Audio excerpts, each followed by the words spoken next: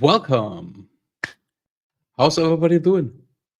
So today we gotta talk about building faster and smarter with React and the HubSpot CMS. So in order to get started, we have an agenda prepared as usual. So we start with a quick introduction, then John Miller will take over with starting React development in HubSpot CMS. After that, Byron will take over and dive a bit deeper into advanced React techniques. And to put everything into one, we have Anzi, who will provide some real-world examples. After that, Byron will take the stage again with a quick roadmap. And last but not least, we got the Q&A. So you already saw all the amazing speakers in the intro, but here they are. And before we start, a quick info about the next events. So on the 7th of November, we will talk about what's new with app cards or app card components. And on the 21st, we're gonna have a roundtable discussion about developing leaders and building and managing developer teams. So you don't want to miss that or both events. So without further ado, let's get started.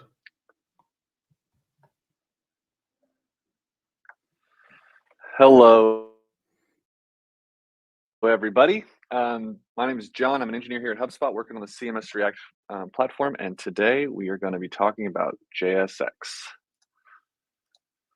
The agenda is going to discuss the differences between JSX and Hubble, and then we're going to look at a comparison of the pricing card module that exists in our CMS theme boilerplate and how we might convert that to CMS React. I want to start with a little disclaimer here. So JSX is not React. React is a library for building UIs, and JSX is considered a syntax extension of the JavaScript language, allowing us to write this HTML-like syntax within a JavaScript file. Even though React and JSX are commonly used together, they are separate technologies. And JSX has support across many frameworks. So for example, we have JSX is supported in React, Angular, Vue, Solid, and more. So with that in mind, we're going to start quickly by talking over what JSX is and the differences of Hubble as we're in regards to it being a templating language. So let's get into it. So how is JSX different from Hubble? So for starters, JSX is an open source library, which and Hubble is our proprietary HubSpot CMS templating language. There's a lot of benefits with it being open source. Just to call out a few, with it being, community support, education, other developers working on it, on top of just the flexibility and the versatility of being able to use this beyond what we do just when you're developing on the CMS. JSX and React are a component-based architecture, which starkly contrasts to Hubble, which would be considered an inheritance-based architecture. You can think of that as a child template inherits from a base template, which you all should be familiar with that pattern.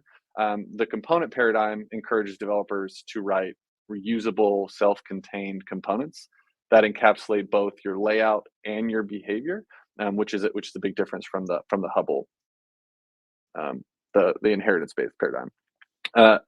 There's a JSX provides a declarative way to describe your UI, which makes your code more readable and easier for others to understand.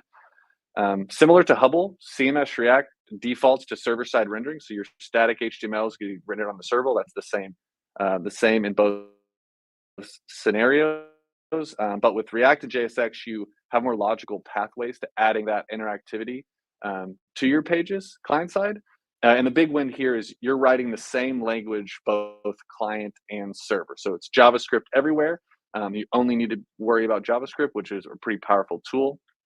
And to lean into that even more, the world is your oyster. Since this is just JavaScript, you have the entire JavaScript ecosystem at your fingertips for using external libraries, using the new APIs that come out for JavaScript. You have a much more flexible building experience. Okay, so this is the final product that we're going to be looking at today. This is the pricing card module that we're going to look at and do a little comparison between it in the Hubble world and then the CMS React world. So let's hop over into the code. One disclaimer before I jump over is that I'm going to gloss over a lot of the CSS bits. There's many ways to implement CSS within CMS React, and there's a lot of different strategies and opinions. So it's not really the point of this talk, so I'm gonna gloss over that. But if you are interested in seeing the variety of ways that you can implement CSS, please check out our GitHub repo for a variety of examples. All right, let's get into the code. I'm going to start by quickly going over the Hubble module. All this code should look familiar to you. So we're setting some variables here.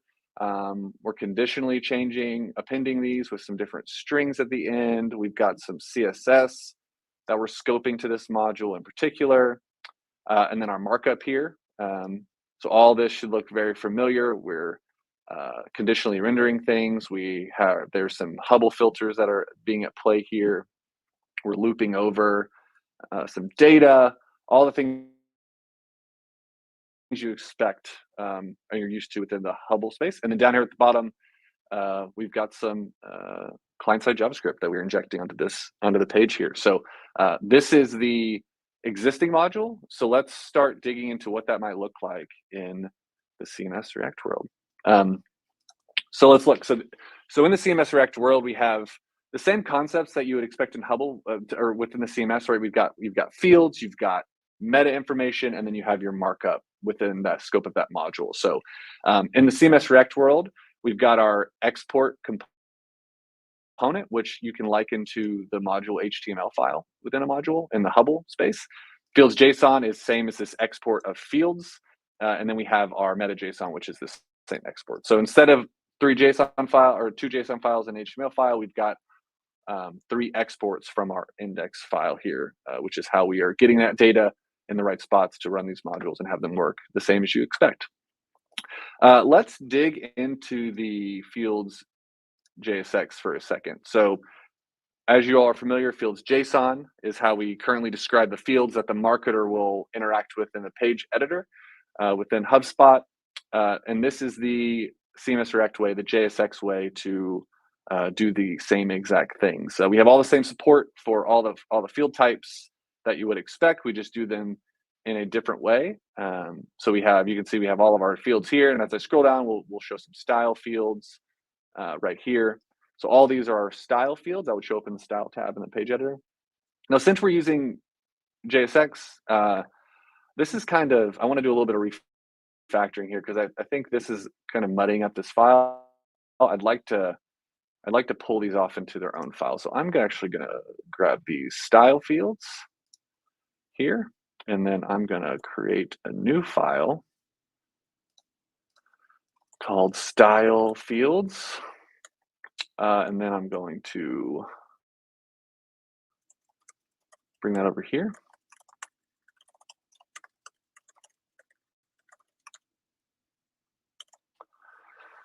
And then I just need to, and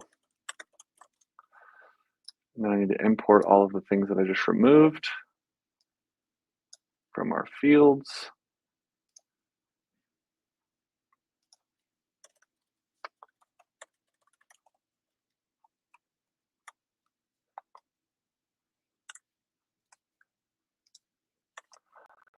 Sweet. Okay, so now we have our style field. We've got our new style fields function over here with all those kind of pulled out of here. So let's now, I already removed it from this file. Let's go ahead and import it and bring them back into here so our marketer can use them. I'm going to just put it here at the top, style fields, right there. Sweet. TypeScript is compliant. There we go. So now this is just showing a small glimpse of the flexibility that we get with when we're working in an all JavaScript ecosystem. I'm able to pull this out into its own function and import it, which if, use cases, if we had style fields that we wanted to share across multiple modules, we can now organize in a more logical way and reuse the same code instead of copy and pasting everywhere, which is pretty awesome. Okay, let's hop back into this index file and let's look at this module, this component, or quote unquote module HTML from the Hubble world. So if we look through here, we're setting some variables and we have all of our markup down here. We're conditionally rendering just like we were in the Hubble module. But again, I think there's some opportunity here. So this card header that we have, I think we might want to use this again down the road somewhere else. So I'm going to go and pull this into its own component as well. I think we'll call that card header.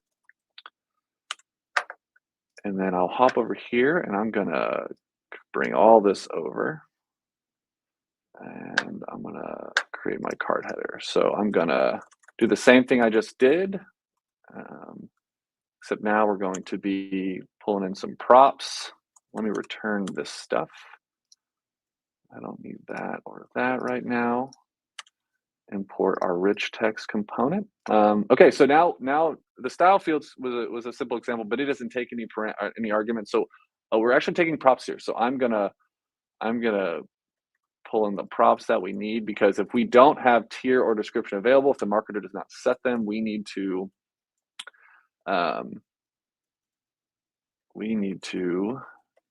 not render this module at all, right? So we want to do something like this, where if we don't have these things available, let's make sure to return nothing. And if tier and description are available, then we're going to render these items. And then I can go back here and let's drop it in. We have card header, and then we need to import it. So now we have this imported up here at the top, this component, and we are reusing it here, and we're passing down the props that we are expecting that you can see here, and now we're using to conditionally render this markup here. So this is now I have this component, in a separate file. So if I ever run into a situation where I need this card header or this tier description rich text experience for our marketers, I can reuse this card header in those other places very easily. Let's do one more here. I think this overlay doesn't really need to be in here. This overlay could totally be reused again. I showed you in this one one way to conditionally render like this, and I'm gonna keep this way now so we can kind of see both examples in here. So let's go here. I'm gonna pull this out and create my own card overlay component.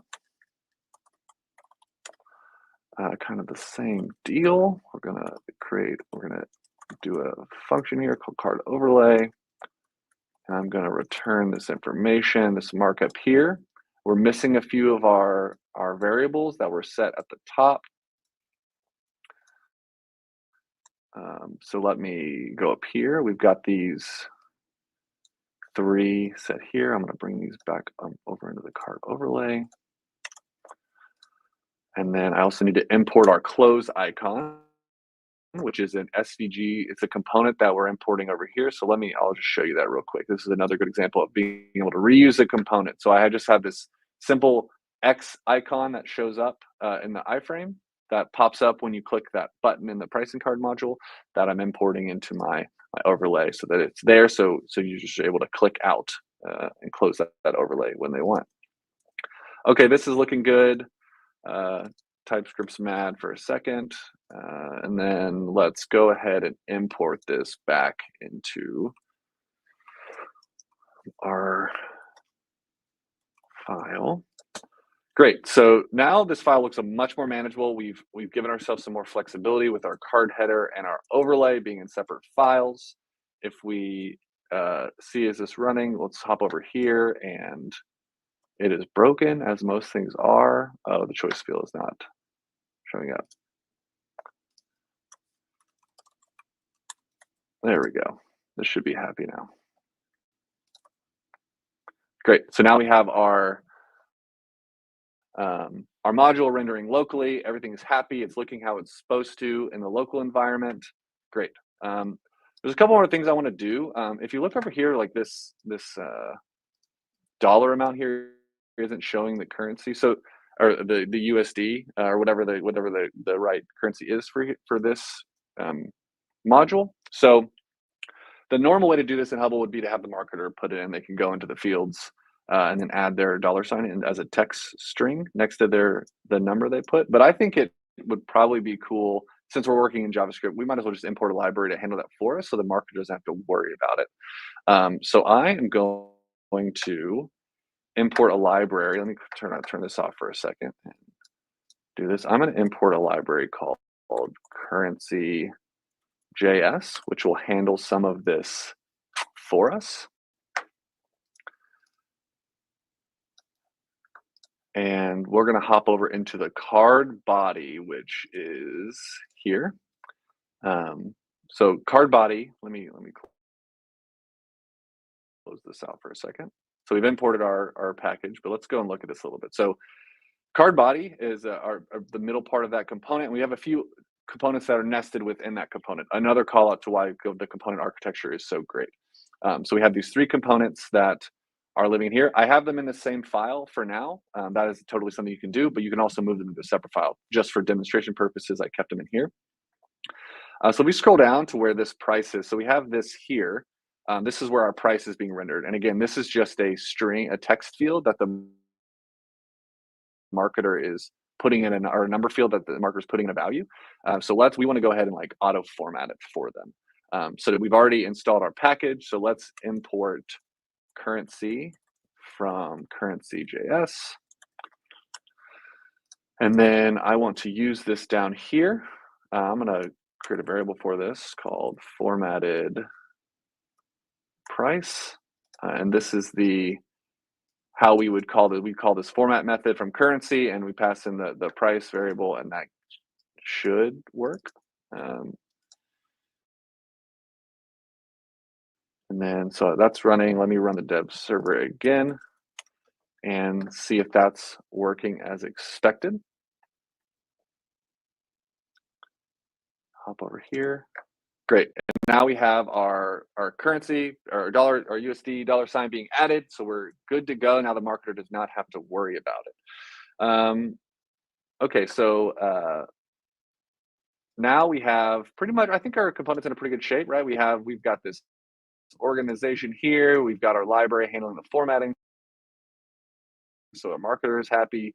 Let's go look here, and I'm going to click this button, and it's not really doing anything for us yet. We need to add, this is a good opportunity to add some of that sweet JavaScript interactivity, which means it's time for Byron to set us up and make that happen. Over to you, Byron.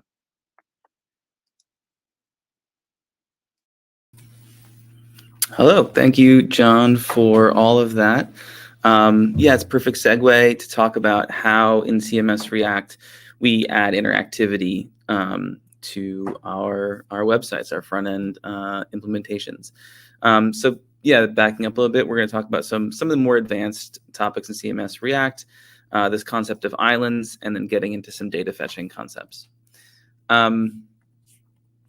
So first, a little bit on why islands is a thing. So as we saw with the module in the beginning, the old Hubble module, JavaScript isn't integral to the actual components themselves. It's like this separate concern. Also, those JavaScripts can be included in modules. They can also be, people will include them in the head, or maybe they're in like a template include somewhere. And so it can become difficult to reason about and cluttered and sort of fragmented in terms of where the JavaScript is coming from. And also it's on the developer to manage like instantiating the JavaScript. It's going to be a window on load or whatever that's going to be. So Islands is a way for us to make that more streamlined for the developer. So it's just an afterthought completely. They just write their React components, and if they want something to be interactive, they put it in an island, and it just works out of the box. And then some other reasons why Islands we think are a way to remove, quote, foot guns from our developers. If JavaScript becomes implemented in an inefficient and fragmented way, this various scripts can cause blocking, and that blocking behavior can have a negative effect on some core web vitals, the contentful plate, the first input delay, and time to interactive. You use CMS React, you use Islands, you don't have to worry about blocking at all. And we've even made some further optimizations on how Islands load to do better. So as to specifically like what an island is, so first, if you don't use an island, so if you just use like the stuff that we were looking at with John, where he's writing his components with CMS and React, we're not going to ship any JavaScript to the front end. Everything is going to happen on the server. And it'll just be a server rendered HTML. It can pre-render the same way pre-rendering works today, super performant. And then, but if you using a component in an island, we will automatically ship React to the browser, as well as a little bit of code that knows when to hydrate the component. And hydration is a term, a React term, and it's the process of taking the server rendered HTML and making it fully interactive by adding event listeners and reassociating the React components. Hydration, because the HTMLs are the same on the server and on the client, it doesn't cause layout shifts, which again is another core web vital concern. And with that, I'm going to jump into some code here. So this is essentially where John left off in his component. We have this in his talk. We have this index component in the pricing card, and I want to make interactive the card overlay. So I have a card overlay component, which this is the static. This is sort of the non-interactive version that we were just looking at, and I just so happen to have an island-based one. So I'm going to get rid of this existing card overlay and bring in my island-based one. So let me get rid of this, bring that in. And so just a little bit on the mechanics here. There's this island component that ships with HubSpot CMS components. You need that. And then you need to, when you import your island, this is the syntax you need to use. You point to that file like you would any other import, and you add this question mark island flag on it. And then when you render the island component, and you pass, there's this prop module, and you pass the card overlay. And then if we go look into card overlay, I'm not going to go through all of the nitty gritty of React interactivity and like the way you add handlers. But you can see for the most part, like here's a button. It's got a handler on it. So on-click handler. But notice all I've done is changed it to an island, and I have this island component, and I'm going to assume it's going to be interactive. So let me jump over to my demo here. I'll refresh this up, and now if I click on this Pokemon, is interactivity is going to show up. And that's all I have to do in terms of going from it's just rendered on the server to now it's on the client. And then you can see in the network, once I've done that, there's this island runtime JavaScript file that gets shipped to the browser automatically. The developer doesn't have to do anything. And what's in island runtime, just to demystify, is it's just a specific version of React that we're pinned to, as well as the logic to then pull in the client-side React components and render them. So that's why you'll see these imports of like the card overlay is the island in this case. And then another example, so that's, let me check my, really quick here on islands. And you can see also something that's nice to have is if HS debug is true in the URL here, we're going to be logging out when things are hydrating, so you can actually track the hydration. And I'm a little pressed for time, so I won't go too deep on this. But there is a way to, there's this hydrate hydrate on prop, and that takes idle, load, or visible. And idle will wait for an idle cycle in the browser, and then it will hydrate the island. Load will just, as soon as the page loads, it'll hydrate it. And then visible will make it so that if you have a module that's like down the page somewhere, the island hydration won't occur until that is visible on the page. So that's some optimizations we have there. So let me, that was sort of a quick run through of some island stuff. And backing out of that into talking about some data fetching things that we have available. So first, GraphQL. GraphQL is available now. This is for, I believe, enterprise only, though. And you can attach GraphQL queries to modules and templates in the sort of classic Hubble world. And the same thing applies for React modules. You just export a GraphQL query from your React module, and then that data will get passed into the props of your component. And then there's also, Hubble has quite a long list of other things that you can potentially load. And so one mechanic we have for getting that information into your React components is this thing called the Hubble data template. And this is sort of like one of those transition areas between the Hubble world and the React world. And you just export this Hubble data template from your component file. And you can just return this Hubble variable called Hubble data. You can, in this case, we're pulling some information from a blog. And then you can reference that in your component via this is props Hubble data namespace. It's a great way to get things like site settings, anything else you might be pulling from Hubble and want to get into your React components. And then there's something which is quite novel to the React space that you cannot do in Hubble, and this is this thing called GetServerSideProps, and I'm going to demo some of that now. So back to my same file. If I want to use GetServerSideProps, what I do is I just export this function called GetServerSideProps. And then we ship a host of these helper functions. This one's called with module props, but we have with query, with URL query, and with contact. And it's sort of a progressively more robust amount of data that we pass into the GetServerSideProps function here. And that has implications on caching and some other things. So I'll talk about that later. But so this is a basic example here where this, and what will happen is this GetServerSideProps function will execute at render time on the server. So as the page is rendering, we're in this particular example, we're going to make a API call to this currency conversion service. And I have a private key that I'm using, and GetServerSideProps can be used with the HubSpot secrets. So you can put like your API keys and your secrets, and you're able to pull them and use them here to make API calls. This shape here at the bottom is the shape that you need to return from your GetServerSideProps function. So it has a server-side-props key, a caching key. And then within the caching key, you have cache control. And the cache control key is important. And it basically matches the spec of the cache control header. And what this does is it controls the caching at the module level. So in this case, this module will cache for 10 seconds.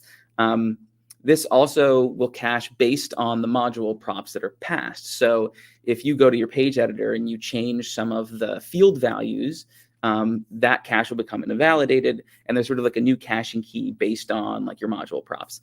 So that's a little bit on how this caching is worked. It's fairly robust and fairly configurable. So that's my GetServerSideProps function. And then what I'm going to do is server-side-props is going to come in, and I'm going to do a little bit of refactoring here. I have this currently card body is coming from just the standard place, but instead what I'm going to do is pull card body similar to how I'm pulling the card overlay. Yep, like that. Don't like that. And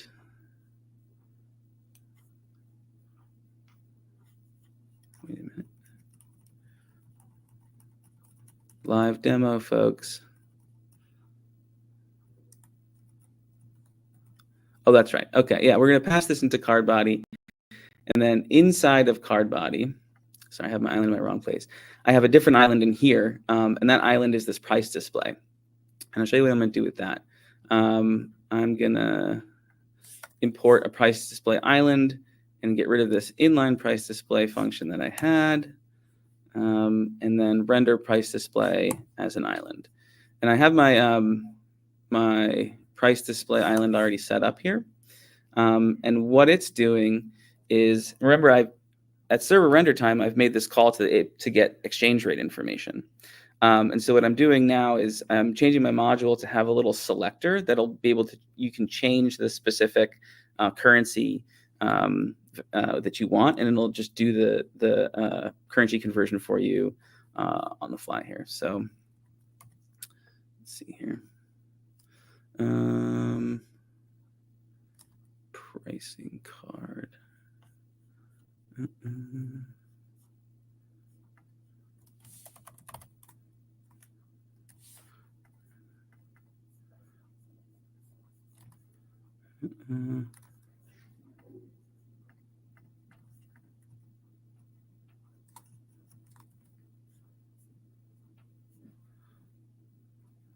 I might have gone down a dark path here. Let me back this up a little bit.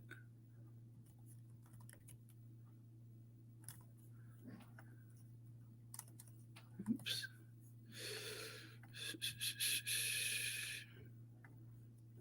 Where is the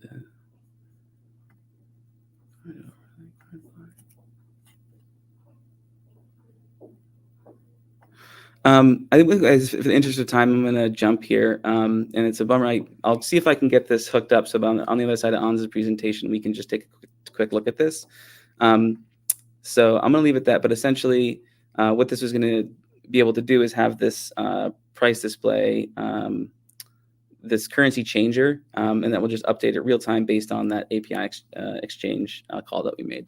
But I think for the interest of time, I really want to pass it off to Ans, give him a chance, and we'll come back and take a look at this afterwards. Thanks, Byron. Thanks for a nice introduction. No issue there. We're definitely going to get back to you on that. But for my presentation, we're going to talk about something a bit more advanced, and that's how to actually use HubSpot's React CMS in production apps. We've got a great example here that we've got approval from the client where we worked this on, and we're going to showcase how we made a really complex React app using HubSpot CMS.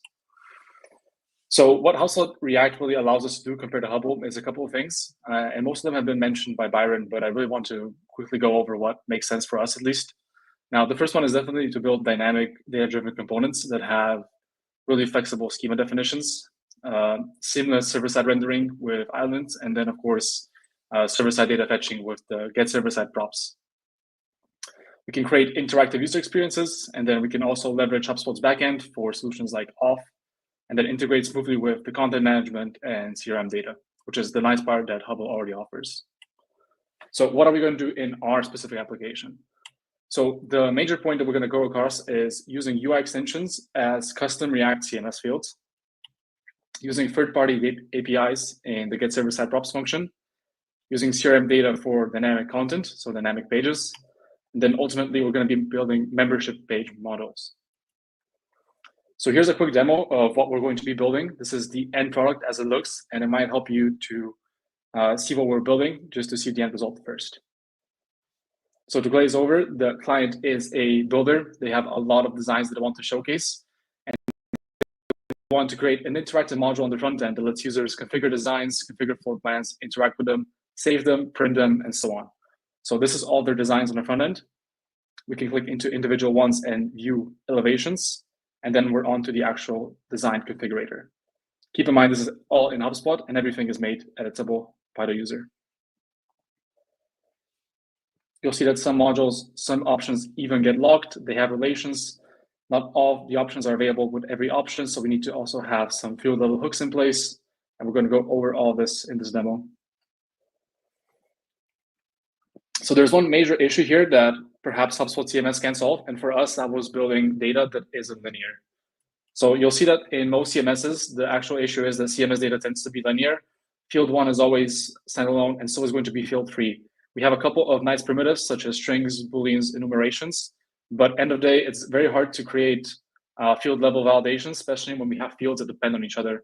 Another big issue is we can't have objects, and JSON data is currently not supported in HubSpot. So, but our app in this case needed nonlinear relational data. In our case, field 5 depended on field 1 and 2, and this was just not possible with regular CMS fields. So for that purpose, we used UI extensions to actually create the data that is going to be consumed by the CMS app.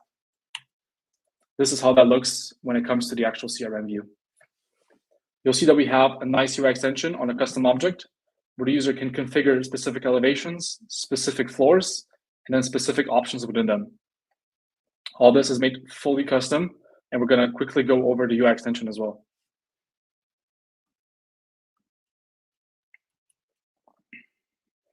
So the biggest point with UI extensions for us was client-side validations. Clients tend to be very messy when it comes to entering data, and it's important that we keep a tight grip on what they're able to put when it comes to data.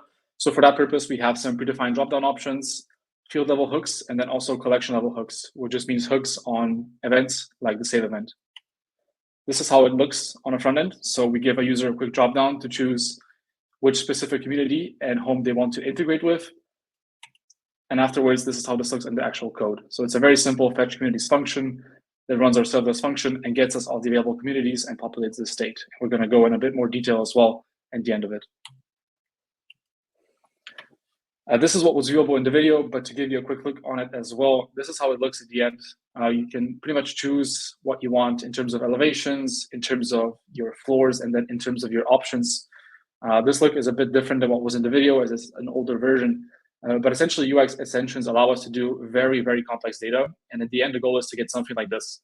It's a very nested data set that is very dependent on fields being properly validated, not having the same option labels, option internal names, IDs, and stuff like that. So it's very important that this sort of stuff was heavily regulated on the client side so that there was no errors when it came to input. The end result was a bit of a data mess because we ended up firstly storing this data in the actual custom properties. This was a great idea because HubSpot hosted the actual data for us, no need for an external data bank. But this quickly became a big mess because we ended up having to split it across multiple different properties. This is how it looked like on the JavaScript front. Not very nice, but still at least manageable. The real problem came when it came to the CMS side. This is how it looked in the actual Hubble data template, and you'll see that it's quite a big mess. There's also some concern with how much Hubble can really handle, and is this production ready? So we ended up going for a different approach here, which was a database sitting on a custom server. So the UI extensions interacted with a backend platform that opened up a couple of endpoints for us, and that platform interacted with the actual database. In here, you can see how this looks like. It's a very simple database with a couple of columns. We have a production config, the integration config, and then our user modifications. So the user can override any integration data if they need to. This is a couple of images from how this looks like. This was viewable in the video before, but pretty much they're able to connect a specific model, and then this model is pretty much linked to the model in their ERP, and they can make changes, resync it, unsync it, and stuff like that. Okay, so we have the data in the actual UI extensions now, and now we need to get it into the CMS. Byron showcased how he does this with GetServerSideProps, and that's pretty much the mantra when we get to this. You'll see that we get the actual object ID of the design passed from Hubble data props, which is very ideal here. Afterwards, we just use a simple fetch API to get it from the server and then put it across the server-side props. The very nice thing also is the cache control. Because we don't expect these designs to change on a day-to-day basis, it's really great that we can put a cache age, especially a long one, because it really simplifies and speeds up the performance, especially when we're dealing with large amount of data like this. Okay, so we have the data, we have the CMS fields, it's fully type safe end-to-end. Now let's start building membership pages. So building the actual app, there was 2 requirements that we had to do. The first one was a nice client-side facing public configurator that anybody can go on. And then the second one was a closed loop, save floor plans that only the people that have been invited can view, interact, save, share, and so on. So for that purpose, we decided to go with 2 different modules. The first one being a regular floor plan builder, and then the second one being the save floor plans builder. So to go into the components, we had to decide what made sense to be used together and then what was custom for each module. In this case, it makes sense that I guess the component that lets us edit the elevation is going to be a separate component, which is ultimately what we went for here. With React, I frequently like to enforce a context pattern. Prop drilling is a big issue when it comes to complex apps. So for this purpose, we decided that the edit elevation component is going to have its own hook called the use floor plan data. And whenever this hook is wrapped around the parent, you can use the edit elevation component freely in your application whenever you want. All this data will, of course, be showcased later on, and this presentation will also be available for everybody to look at. All right, let's get to the actual edit elevation component, which is the centerpiece, and we're going to dive into the code a bit later. On the front end, it's actually a very simple markup. We have a couple of predefined components here, but the majority of the work actually gets done by our floor image component and then our actions, which are hidden over here. We have a couple of actions that let us do stuff like get the estimate by submitting a form, printing elevations, saving the existing one, or saving it as a new entry. This is for logged in users. We also have a printable floor plan component, which just injects some regular CSS to make us a regular web print file. Now, saving changes to the CRM is also very simple. This is something that I think Byron didn't showcase, but you can essentially interact with the serverless functions after the fact. So the first function was the GetServerSideProps, which lets us get data on the server and then push it to the client, which is great for Web Vitals. But then another important part is also being able to interact with serverless functions on the go as the users interact. For this app, this was a very important use case. And serverless functions can now also be kept in project folders, which is very great because it's very easy to use them, have them in the same repo, use the same pipelines and stuff like that. So in this case, very simple logic. We get the ID of the actual contact that's logged in, and afterwards we create a new floor plan for them. So how do we make the actual module itself? Well, the grunt work still has to be done by the Hubble data template. Unfortunately, HubSpot CMS React is not, the first thing that HubSpot thought of. So a lot of the underlying methods are still logged behind Hubble, and this is really not that big of an issue because we can easily just get them in the Hubble data template, and they can later on even be consumed by the GetServerSideProps function. So in this case, we are using a dynamic CRM page because we're working with custom objects. So for us, we first have to check if we're on the dynamic page, and if this page is for the design selection or it's for individual designs already. So for this purpose, we're doing a check if we're on the general page and we get all the designs, or if we're on the individual page and we're looking to get just the individual design. Afterwards, we should make sure to set the correct variable, and then the rest is already handled for us. On the component, it is very simple. We have the elevations, which we defined before in our server-side props function, and we're already inferring it as the props we're expecting to get over. Afterwards, we have a nice little hook called use elevation sync, which pretty much just lets us keep the current elevation inside the query params. That's because HubSpot doesn't allow us to create nested pages as it is still a traditional CMS. So after we're already on the /design/design1 page, we have to use query parameters to do anything further on. And this was a very nice feature because we were able to have users copy the link and send it across to their friends and still be able to view the exact same data. Afterwards, we're just using our predefined context hook, which we talked about before, and checking if we're on the index page. This is a bit of an unconventional solution, but we figured out that if there is no designs passed to the Hubble data, this pretty much means we're not on the index page. And right here, we have a get is deployed hook. That's pretty much just for local development. As a local development, we really have no interest in viewing the index page. On the membership side, it's very similar.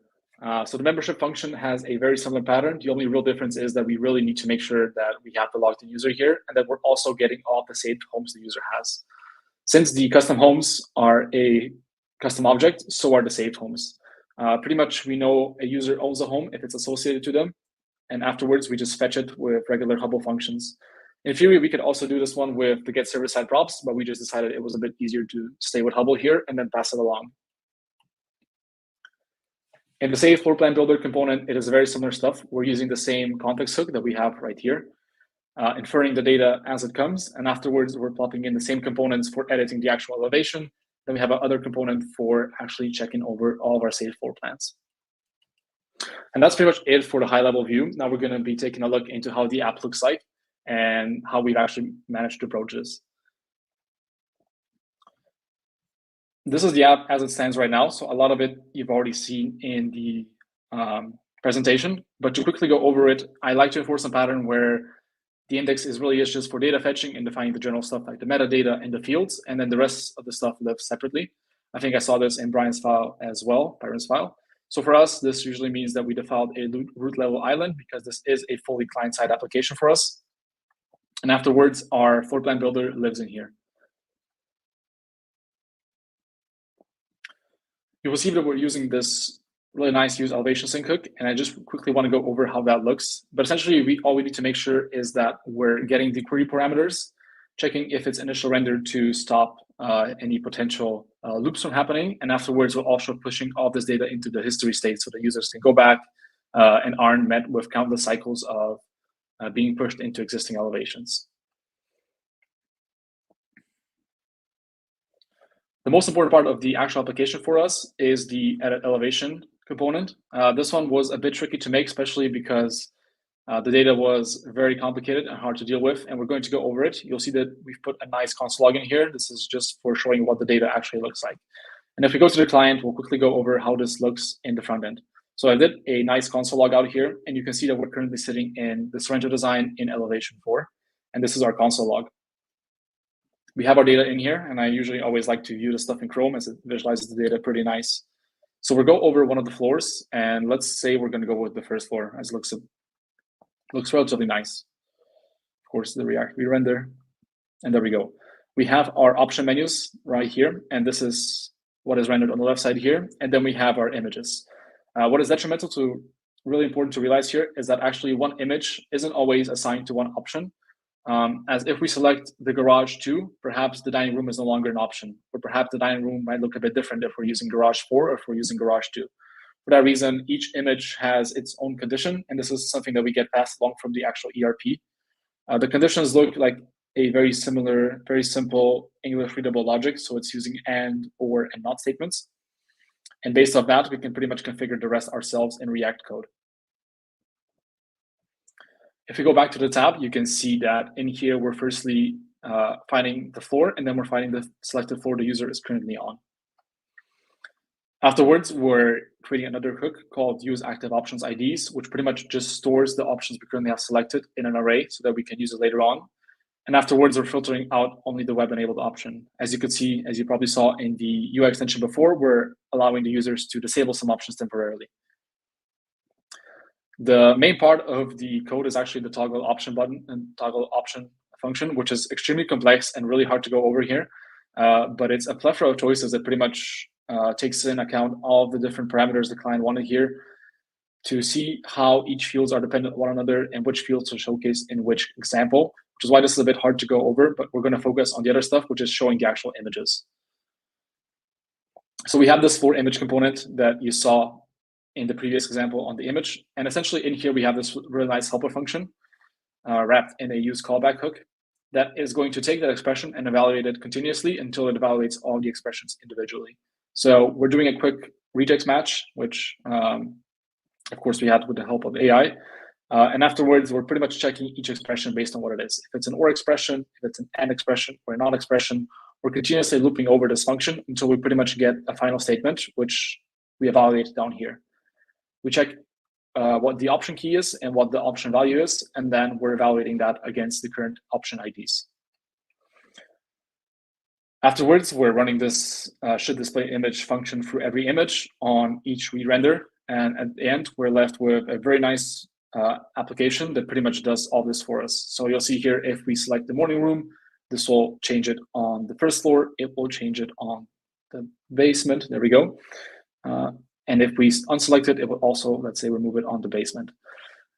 In some cases, you will see that perhaps the morning room works a bit different if we have the covered porch or not. So in this example, we're going to pick the morning room and the covered porch, and they look like so. But if we unselect the morning room, the covered porch also looks a bit differently.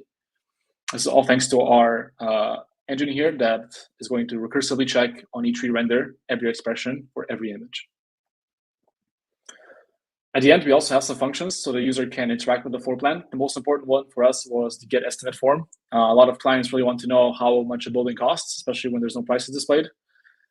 So for this example, the client was able to submit a simple form, and this ended up creating a request form submission on the actual HubSpot side pretty much natively. So no difference at all to the client. And this has been a big ask for a lot of developers as well, is how do you make actual forms? So to quickly go over that as well, we'll have a look at how this form is made. Now, I'm a big fan of the ShadCN library, so I try to use it as much as possible, and nothing different here. So we're using the ShadCN form component, which essentially is just the React headless form that we're importing right here. So there we go, use form from the React hook form. We're defining all of our fields in here, and then we're creating a submit function. So for us, we decided to open up a serverless function that essentially takes in all of our data and submits it for the secure HubSpot React form. We're passing along the cookie data, the page information, and all of the fields. And if in cases where the floor plan ID isn't already existing, so let's say this isn't a safe floor plan and I'm a new user, we're also going to make this floor plan and associate it to the user so that the sales rep know which floor plan to actually give the estimate for. We also have some nice toasting here provided by, of course, ShadCN, and this is all managed by a popover component that's also provided by ShadCN. Another great reason why the React CMS is so powerful is because we can really use any component and anything else that's compatible with the React ecosystem. And that's pretty much it. We can extend this app however much we want. We have all the stuff predefined, all of the hooks, all the components, the state. Everything is perfectly managed, and then we can just pop on components as they come, and we can pop on feature requests as the client wants them.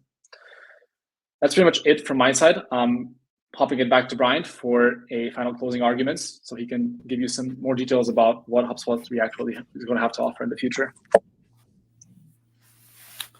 Awesome. Thank you so much, Anze. Just a well of information in that presentation. I think so it was really fantastic to see across the hubs and using all the different features. Yeah, I was successfully able to unbreak what I had been working on, so that's good. But something I wanted to actually, let me back up just a little bit here. Before I say anything further, just a quick disclaimer on some of these forward-looking statements I'm about to make around what we might be shipping in the future.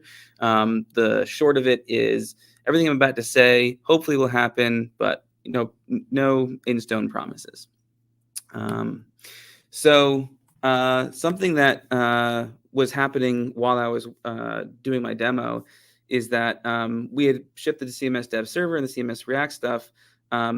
But what I was actually working on was this thing that we're calling unified themes, which is essentially you're able to work locally on a full theme with all Hubble and React mixed together, work on those things locally, and then ship those in a project. No need to go into the design manager. All of your previewing can be done locally, and everything ships together. So just to prove that out, if I go into my cursor component, go to my base Hubble template here, and I'm just going to uncomment this little header I put in my base. We go back to my dev server, and you can see my header's updated. So I just made a change in my Hubble file.